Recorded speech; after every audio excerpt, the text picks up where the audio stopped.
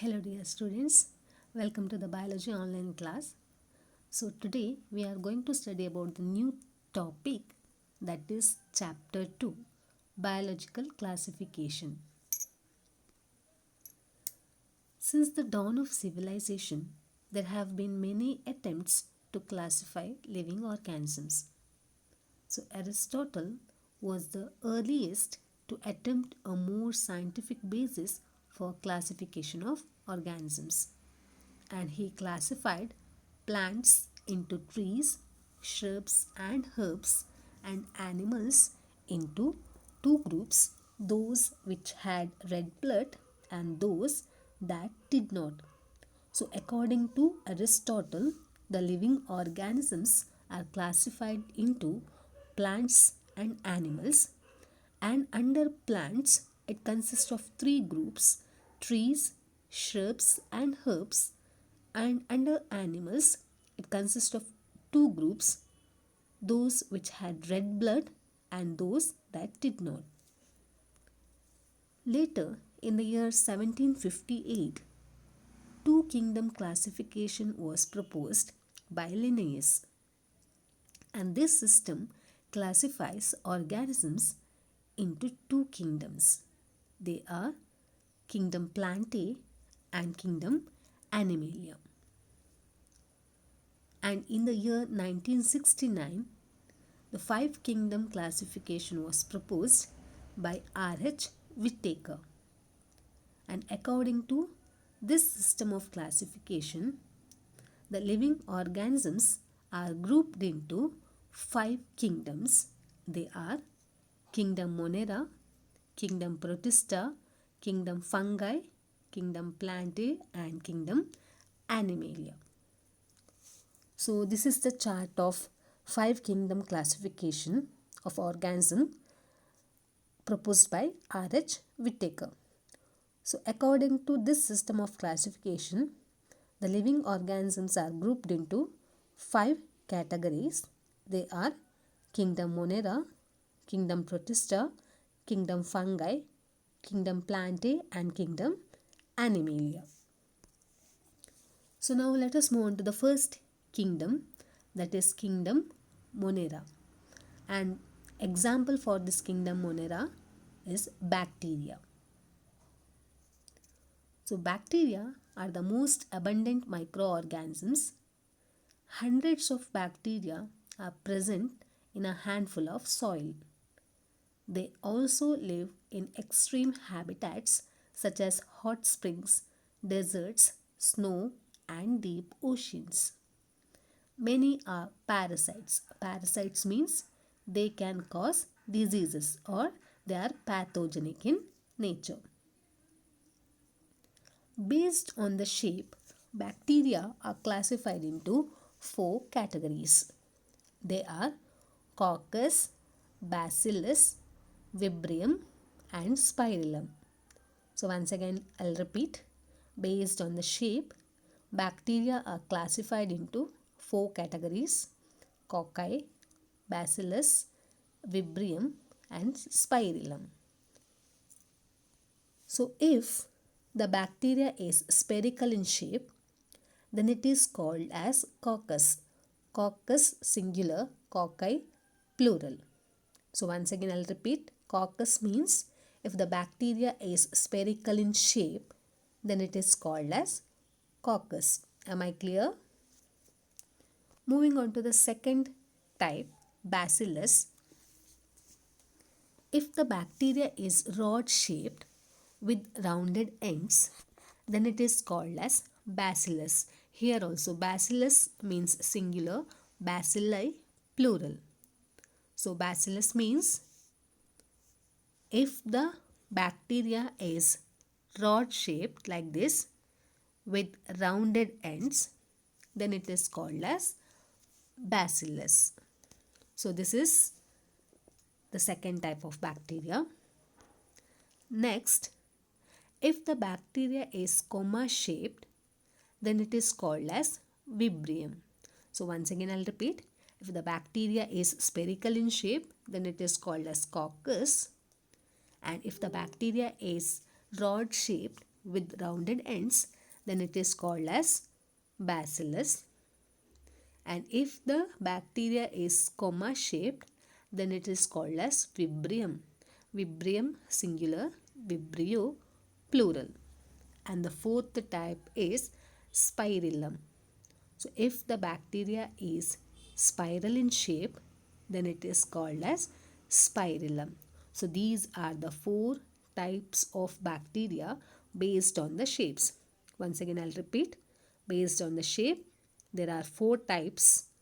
They are Coccus, Bacillus, Vibrium and Spirillum. Coccus means spherical shaped bacteria.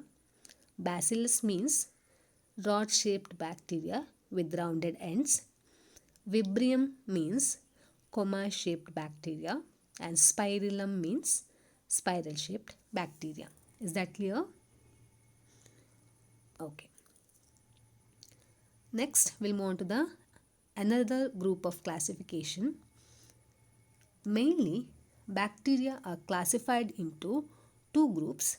They are Archaebacteria and Eubacteria. Okay, so bacteria are classified into two groups. They are Archaebacteria and Eubacteria. Now this Archaebacteria, again it is classified into three types. They are halophiles, thermoacidophiles and methanogens. Whereas eubacteria are classified into two types. They are autotrophs and heterotrophs. Under autotrophs, again two types, photosynthetic autotrophs and chemosynthetic autotrophs. Whereas in heterotrophs also, there are two types. They are parasitic and saprophytic. Is that clear? Okay. Now coming to the first type, that is Archaebacteria. These Archaebacteria live in harshest habitats such as extreme salty areas, hot springs and marshy areas. If the bacteria are found in extreme salty areas, then they are referred as halophiles. So halophiles are nothing but the bacteria which are found in salty areas in high saline condition. Okay.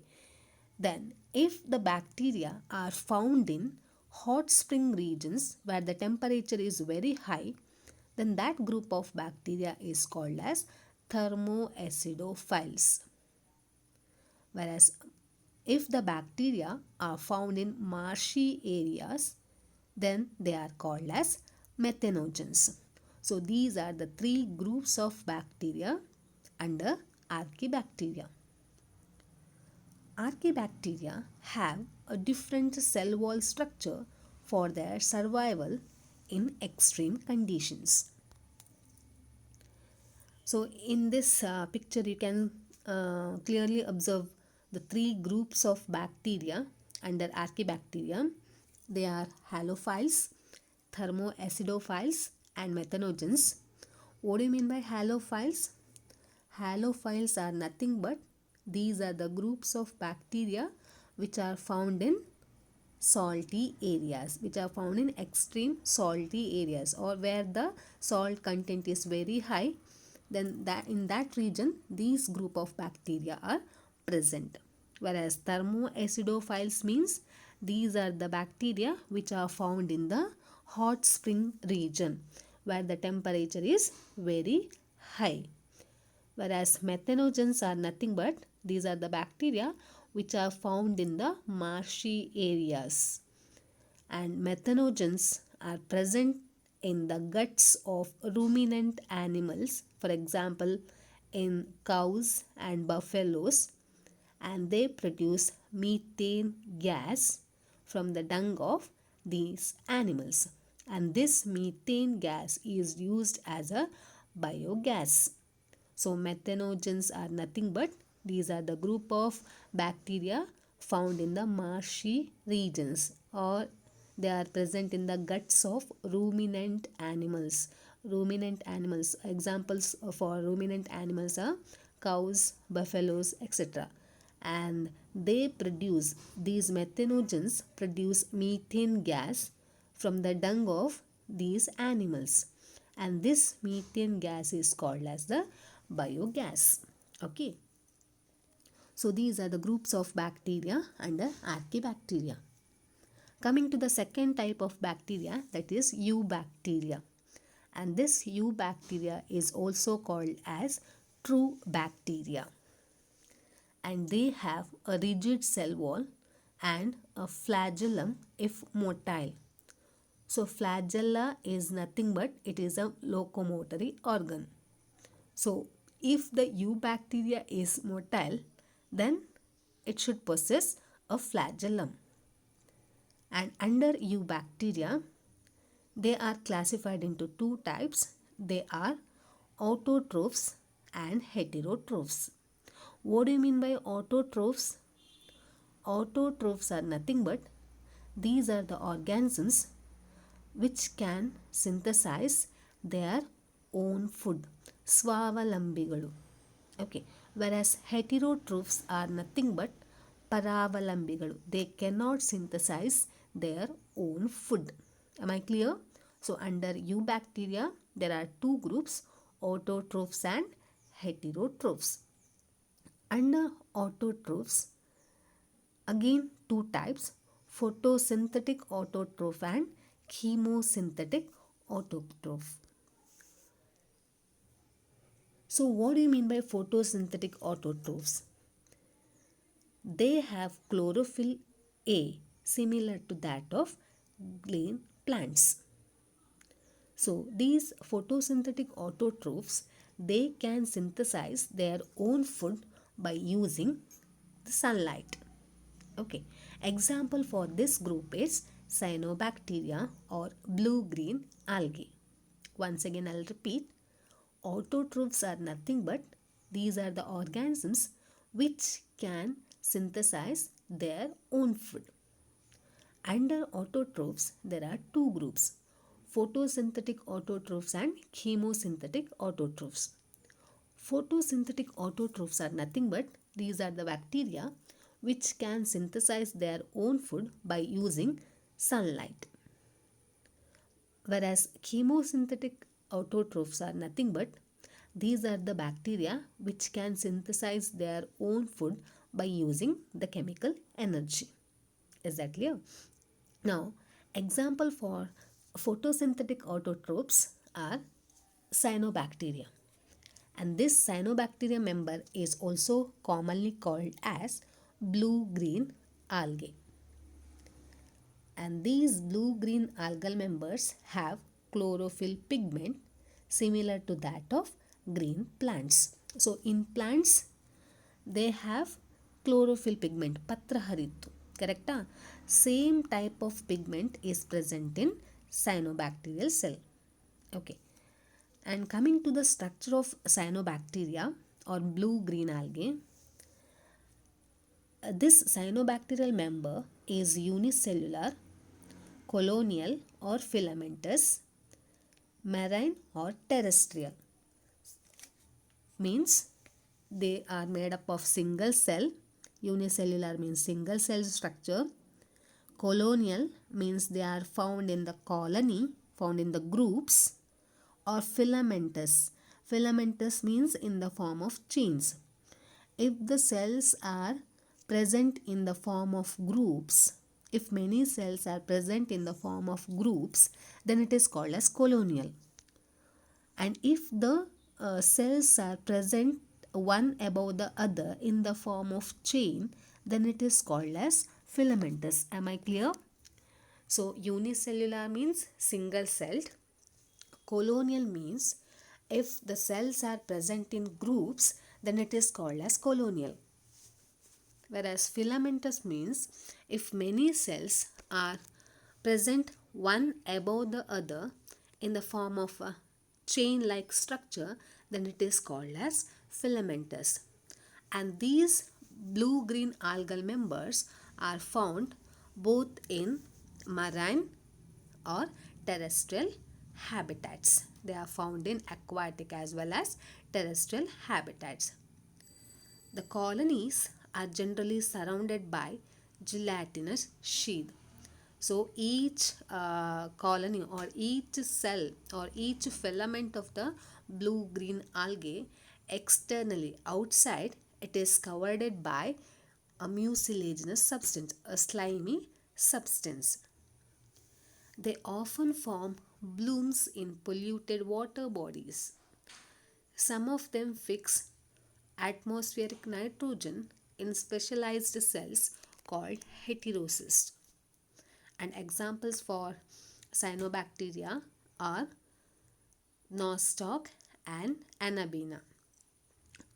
So the structure of nostoc is very important. In this structure you can observe this nostoc. It is a filamentous blue green alga. Why it is filamentous? Because here many cells are joined together to form a chain like structure. So it is filamentous, and outside the filament it contains a mucilaginous substance. Mucilaginous substance means a slimy substance which protects the filament from dryness.